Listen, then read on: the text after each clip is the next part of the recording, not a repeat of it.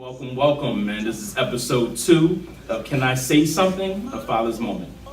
This is your host, Dom. Right next to me is P. Next to me is Jay. Number 4, right, or far left, I should say, is Mike. So first, before we continue, I'd like to salute to all the veterans out there. It's a happy Veterans Day to everyone that served in the military and served our country. So thank you so much. You put your lives on the line every day for us to experience the freedom that we have today. So thank you so much. I'd like to get started with our topic. One of our topics we want to talk about is what is your experiences with your personal struggles or personal situations as far as parenting. So we'll kick it off to Jay. Jay, what's your thoughts, man? Yeah, as far as struggles, as far as with parenting, I think as males, we have as fathers, the general struggle is going to be emotional. One, it is, am I giving enough to my child, my children, the people that I brought into this life from an emotional perspective? Am I being, depending on your values, am I being the rock that I'm supposed to be? Am I being emotionally sensitive enough as I'm supposed to be? And then the second half of that is going to be the physical time that you spend with the children in your life. Are you spending enough time? Nobody can tell you yes or no to that. You know, that's a value that's inbred, if you will. But I also argue that answer is, there is no answer to that. There's not an infinite amount of time, a finite, I should say, amount of time that you can put, that you can have with your child. So I think those are two struggles for me. I would agree with you, Jay. You know, dealing with younger kids, because I have a 7 and a 2-year-old as well, I have to, you know, play that rah type figure with my kids, but at the same time I gotta soften the load a little bit because I do have 2 daughters. So you know, at the same time I'm being hard on them. At this, it's a balance, and I think we have to. For me personally, I have to work on that balance when not to be as aggressive as compared to when to, take a step back and actually listen to my kids and say, oh, okay, what is going on with your day? Why do you feel like this? Let daddy help you, right? So, I think for me, that's a little more of a struggle for me. Just trying to balance the two, when to be aggressive, when to take a scale back. I think that's definitely one of my struggles. Yeah, maybe I'll jump in. I think my biggest challenge is maybe the classical, traditional, A-type male perspective and what society expects of us. Yeah. Without question, as far as being professionally ambitious, one of my biggest challenges is, to your point, Jay, trying to balance quality and quantity. I'm grateful. When I started early in my career with PwC, I had a relationship partner, someone at the firm that was meant to help me provide guidance. Obviously, I was wet behind the ears at the time. And this guy had 3 kids, all 6 and below, stay-at-home wife. And I literally pulled this guy aside and asked him, like, yo, how are you travel all the time, you're in here dusk to dawn. How are you managing your relationship with your wife and your children? And he said something to me, it was quite profound, even though it was rather simplistic. He said, be intentional about what you're doing. Be intentional. Yeah. He said what he's seen, and especially for guys like ourselves that may be professionally ambitious, is most folks are not intentional. So whatever the circumstances are for that day, for that week, as far as what your job responsibilities call for, you typically go with them. His response was, hey, be intentional. So for me, I always knew that I had to focus more on quality over quantity because I just wasn't going to have an infinite amount of time or as much time as I would like to spend with my kids. So that's always been my perspective. It's been my approach. It's a bit more nuanced once you get into the details, but it's worked for me. Well, I think one of the things that we should point out is that the struggles of somebody who has a relationship that's still standing, like a marriage, versus somebody who's doing it, from a single parent lifestyle, some of the things is a little bit different. So, though, like in a professional setting, like at work, dealing with work, spending time with your child, giving up time with them to pursue your career goals versus, like when you have 2 different parents who have to do the same thing, you raise them from 2 separate households, that time gets cut even more in half. So it's really important that you spend as much time as you can, or as far as teaching the core values, making sure that you instill in the right things in your child, from the time that you do have. So that might present another struggle for other couples. Well, let's talk about the challenge. So Brother Mike, Brother Jay, you guys are, Mike brought up a good point saying, hey, there's a difference between being in the same household, mother and father, and then having the mother and father in two separate households. So how are you brothers dealing with that challenge? Go ahead, Jay. Yeah, I have 2 children in 2 different households. And the struggle, obviously, that's evident with that is going to be the physical struggle of not being in my child's face 24/7 as much as I want to be. Now, we always talk about, Mike, you talked about the values and instilling the values in the children, but what about the values that I'm missing as a father as well? I'm not learning anything from the 11 and 6-year-old that I have, you know, amongst this world. They're learning about life in some ways different, faster than I am. How do I deal with that challenge was the question. Dealing with that challenge is, because I don't have my children in my life physically, I have to do something when they're not there to remind myself constantly of them, whether that be, listen, I got a FaceTime, I have a schedule where I FaceTime my child every single night and we do homework together. All right, that is a built-in structural thing that works for me. Everybody else has something different, but that's just an example of what I do, and for right now, that works. Now, I mentioned I have another child that I don't have in my life at all. That is the most difficult of situations, because what I do right now is I get pictures here and there, I get messages here and there about how well she's doing, and unfortunately, her mother and I don't have a relationship, a personal relationship. But I'm always available for that. And maybe through a situation like this, through an avenue like this, you never know where it might reach. So, arms open, you know, that's the way I look at the situation. When they're not in your life, it's always arms open for anything that may come up. Right.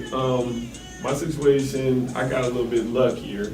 You know what I'm saying? Like me and the mother of my child, we have a great relationship. We've been able to work through a lot of the more silly issues that commonly come up with, you know, trying to raise a child in 2 separate households. Like, we don't have a competition as far as like how much time she spends with each parent. You know what I'm saying? And we don't bicker or argue about other relationships that we might have gotten into, and we've developed a system of trust, you know, and that's just in dealing with trusting your partner to choose the right type of people to put around your child. And I think that's super huge, especially in their development. And then working together and having her see us work together has been really beneficial, you know what I'm saying? So she doesn't have those lasting effects of like the constant arguing and bickering, you know, you might see in other relationships. So I got lucky on mine. Yep. Thanks. So, just to piggyback a little bit, so pretty much is pretty much about the family dynamics is what it sounds like to me, as well as development, the development of your kids and who's in your kids' lives, and you know, how are you going to, you know, take that step as a father in order for you to make sure your child is successful. So I think that is important. So, you know, let's take that in and move forward from there. But let's get on a little easier topic to discuss, and that's your child dating in 2018. It's that easier. You ain't For dealing with me, it. I ain't not Right, worried yeah, about it yeah, right yeah. now. You not worried about it either, I so ain't not worried you about good it. right now. But for the brothers that's on the outskirts here, outside here, tell me how you guys managing it. Are your daughters dating? What's going on? I took a deep breath. I struggle with this one. So most people would probably think that I'm quite stringent in how I allow my daughters to interact with guys.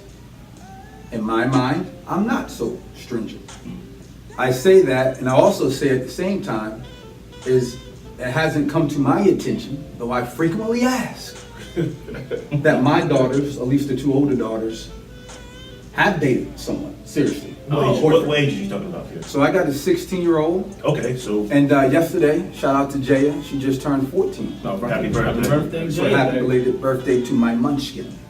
But to be honest, I try to be practical about this, and what I mean by this, and I admire Mike and how he's dealing with his situation. I know a little bit about it, but I'm wise enough to know that if I came down too hard, too aggressive, at that age with a child, it's not going to work. Right.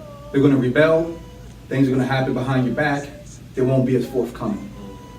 So, even though I always ask, and they haven't told me anything yet, and I snoop around a little bit, I haven't found anything yet, My hope is that, I would say for sure for the one that's 16, yeah, she can date. She's allowed to date. If she asks me, hey dad, can I have a boyfriend? If you feel it necessary, yes, right?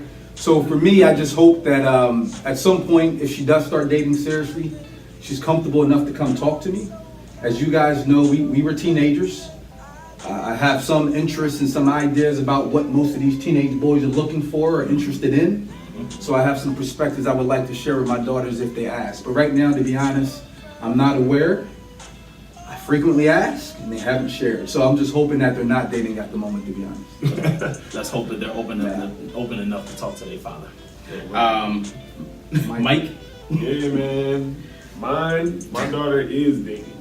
She has had a boyfriend for the past year.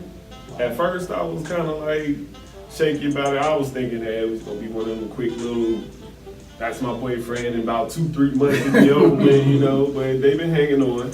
He's an upstanding young dude. I gotta give him that. His parents definitely raised him right. So I don't have, you know, too many issues or too many concerns or worries about that part. And as far as with Jada, the thing that made me comfortable or more comfortable with the situation is she came to me and asked me. And I was like, I always told her with anything that she felt like she wanted to do, whether it be dating, going out on, you know, when she gets to that point where she can go out to a club or anything like that, anything where you feel comfortable enough to come and talk to me about it, then you're ready. If you don't feel like you can come and talk to me, then you probably shouldn't be You ain't ready. You know what I mean? So my daughters aren't ready. Or they don't like it. They're not ready. Right. But yeah, I'm cool with her dating. I don't allow them to spend too much time together. I think it's still at the point where they do need a lot of supervision, outside supervision. We're not so much like in their face, but we give them a little bit of space, but we don't give them too much. They don't have a lot of time to spend together. So hopefully, you know what I'm saying, that'll keep them from getting into the trouble that a couple of us have gotten into early in life. But you know, we'll see how it goes. Well, I'm gonna put it like this. When my kid, my oldest one, you know, decides to go ahead and date, I will do the Bad Boys 2 thing. I will be the crazy father. And we have crazy uncles right alongside of me to make sure ain't no knucklehead is gonna be dating my daughter. However, I would say this. Typically, I would say that the guys that our daughters will bring in should be some form of reflection of yourself. Right. So keep that in mind. That's the hope and expectation. That is the hope and expectation that there will be some form of reflection of yourself. And if that's the case, and you know you've raised your daughter, you know, to the best of your ability, and teach them the values of what a real man is supposed to be and supposed to do for them, then we shouldn't have as much worries. If you follow what I'm saying. Facts. I do. Yeah. Well, one thing that I have been blessed by myself, I'm not sure how y'all feel about it, but I am super happy that the fact that I have you all to further like push, you know what I mean, what my daughter should be looking for. Right. By putting her around you all, you know what I'm saying? Like, I'm hoping that would rub off on like, oh, you know, I can see some things that I should be looking for in a man through my uncles, you know what I'm saying? Right. So I think that I have a super benefit when it comes to that. Good. Likewise. Good. Let Absolutely. me jump on this real quick. I'm the only one here with a son. Okay. Facts. I don't know how that So- happened, but so- facts. so- Yeah, we still trying to figure it out. To that point, Mike, I'm gonna jump right on this bandwagon and say that the different, you guys have talked about the daughters and growing up, and Pierre, I heard you first. You sound like you took the rock approach because you feel as though your daughters may be a little bit vulnerable in the dating space. Just throwing it out there, maybe not, but whatever. But I have a son in this situation. Obviously, there's a male-female difference and dynamic that goes along with that, and growing them up in this sort of society. So the one thing that I did differently about this particular situation, because I am involved in my son's life tremendously, is that I put my son in front of you guys. Yeah. And I can't say enough about that. Yes, I hope that my son grows up to have some of the same intricate values that I have, but those values are inside of me. They may not be portrayed in my everyday life, so he may not be getting them all the time the way I hope he is. But, like Mike said, the more that we can reverberate off of each other and put that in front of a young child, a young man, a young black man, then Better. the better. Yeah. Absolutely. Yeah. So growing up as a 7-year-old son, I'm not thinking about this child dating. Not yet. But I'm thinking about, laying down the concrete foundation, and that has to be through things like this. So again, shout out to the group. Absolutely. All right. And don't be all, man. And now our kids dating right now, man. So My kid's man, I just know yeah, that. Right. So I think our last topic, we're gonna conclude it with this. I'm gonna just tell a little short story and then I'm gonna get into it. So I coached flag football for little kids, kindergarten through second grade. My daughter was participating in that as well. I call her my little Natron Means because when she got her hand up, she scored right up the gut and no one wanted to tackle her. So, season's over. One of my kids, gave me a #1 coach award trophy, which was, it was wonderful. I think it kind of hit me probably more than any of the trophies or accomplishments that I have gotten throughout, my years, whether I was playing, whether it's work related. I think that one kind of sits above the rest because of the impact that I put on his life. Even though it was only, an hour during practice or a couple hours, during the game, just those times for me meant so much to him. So I say this, as far as coaching or mentoring for that matter, what does that look like to you? And how do you feel like that's going to impact the next person? Anybody want to open up with that? Yeah, I'd love to kick off this conversation. First and foremost, I believe highly in mentoring. I think it's one of the major ways you develop young talent, older talent, whatever it is. But it's a way, iron sharpens iron. So mentoring can work both ways. In my personal situation, I believe that I have the fortunate opportunity to be a mentor to a group of people every single day in a professional space.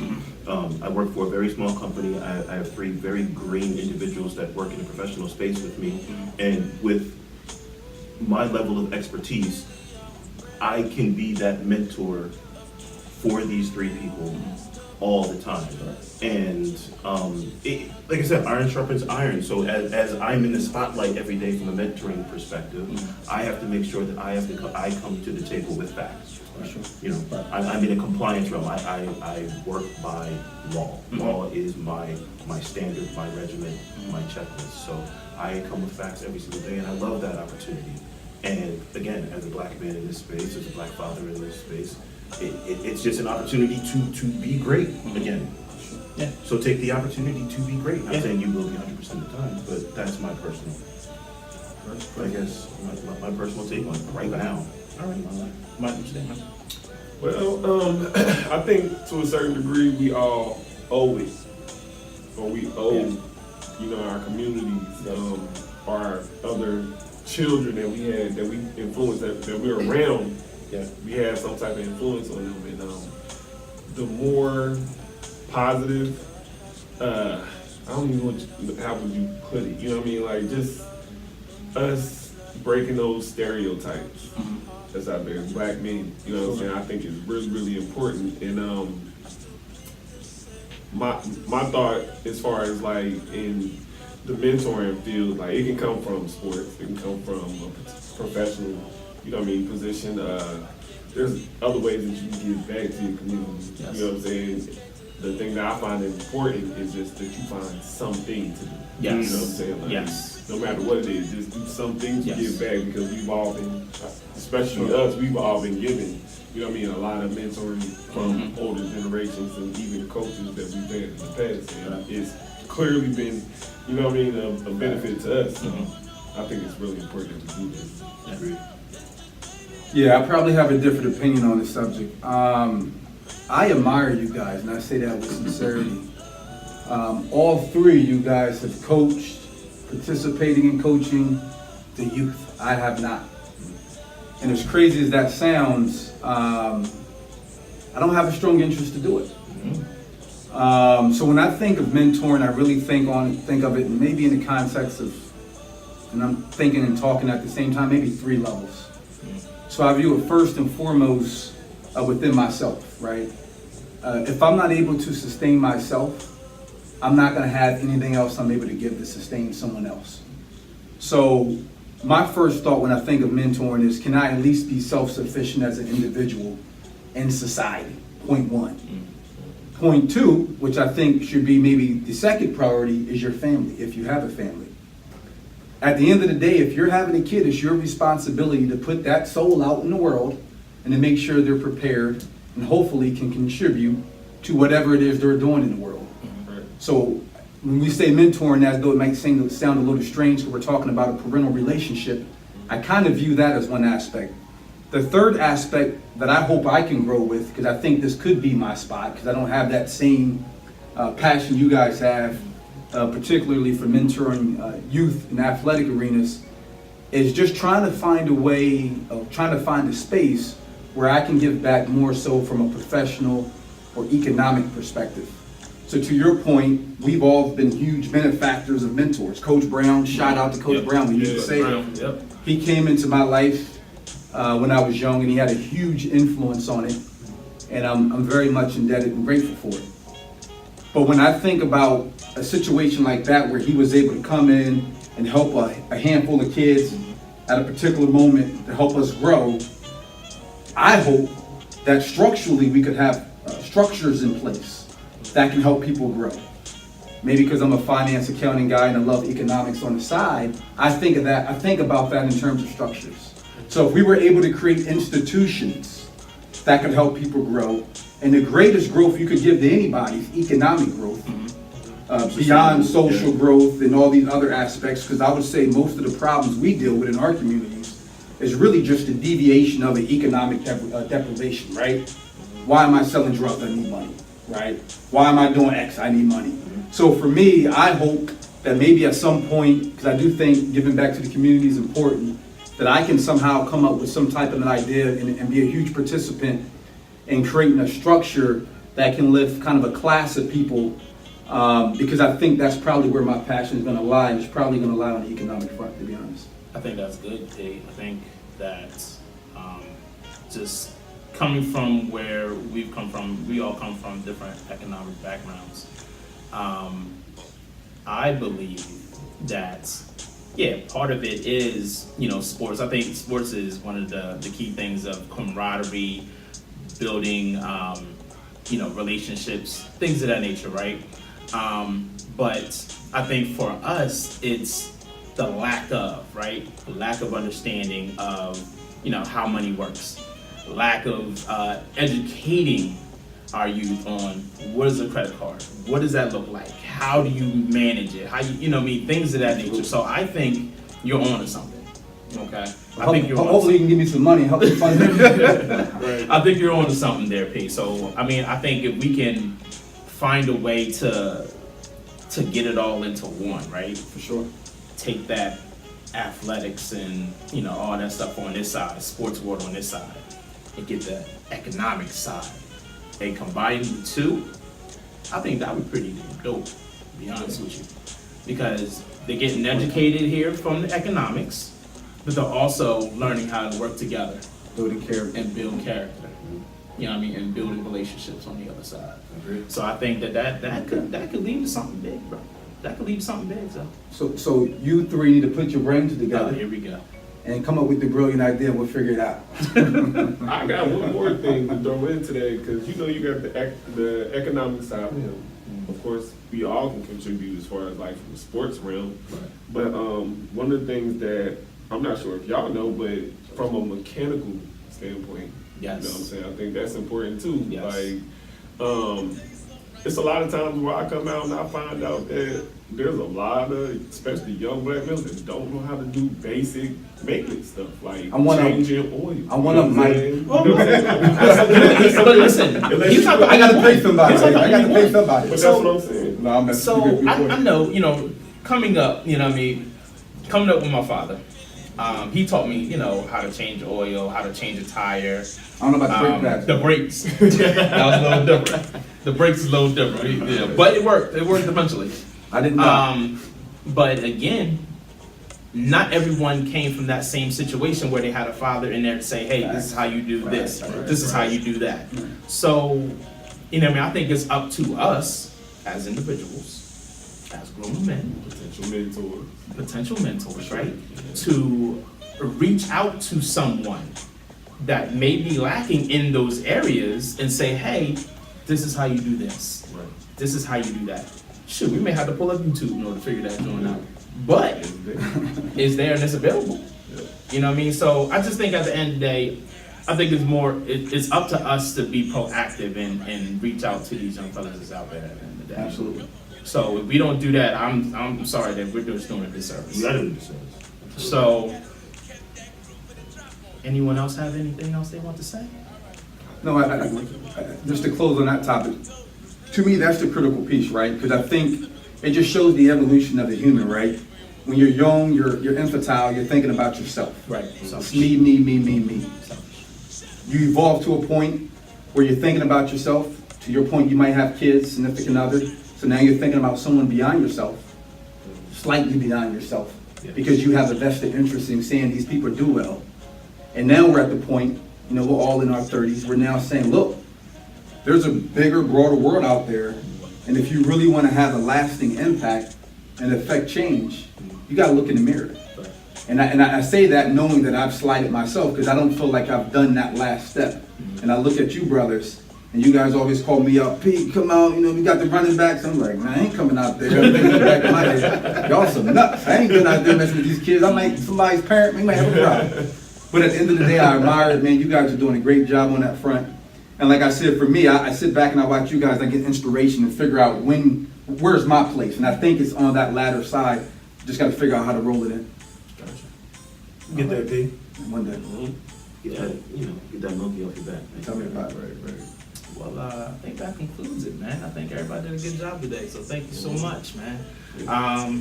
Once again, if you like our videos, please like, comment our page. We'll be posting more pretty soon, trying to get the ball rolling here. So thank you once again, guys, for sharing your opinions on these topics, and we hope to see you guys soon. Thank you so much. Yeah. Adios. Thank you. All right. Thank you, Bet.